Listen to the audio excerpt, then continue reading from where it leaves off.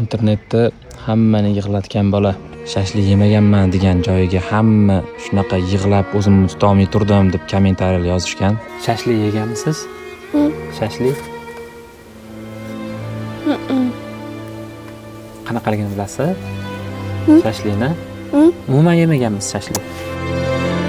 Nimalar bo'lishini orzu qilasiz uyingiz ichida? Karvat, shkaf. O'zingiz shkafingiz bo'lishini, televizor bo'lsinmi? O'z uyingizda hech televizor bo'lganmi? Kichkina. Kichkina televizor emadi. U sinib ham ketibdi-yu. Xudo xolasa kattasidan eng zo'ridan olamiz televizorni.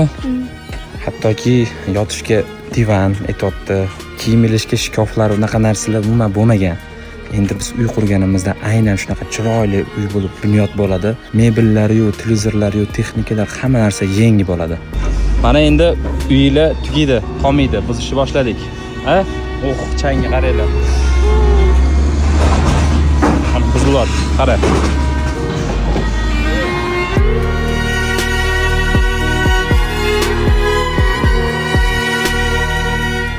Uy nima bo'lib ketdi endi? Buzilib ketdi. Endi nima qilamiz? Yangi quramiz. Yangisini quramiz, a? Biz hammamizni hech kimga aytmasdan, bilmasdan qilgan gunohlarimiz bor. Mana shu gunohlarimizni kechirishligi uchun mana shu bolaning duosi bizga zarur. Hammanglar yordam beringlar, Xudo xolasa g'oyibona bu bola duosi bilaman, pardasiz yetib boradi-da, Xudo xolasa.